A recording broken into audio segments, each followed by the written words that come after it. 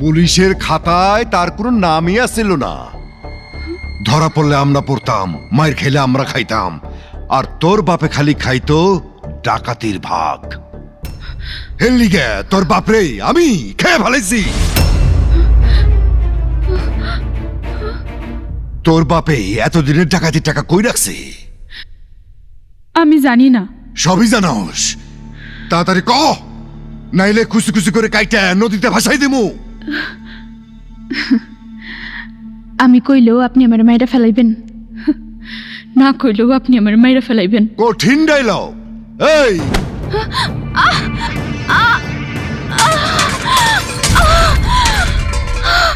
এই আমার ধৈর্যের দোকান বেশিক্ষণ খোলা থাকে না।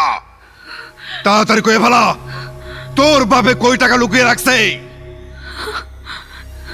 সুলতান কই?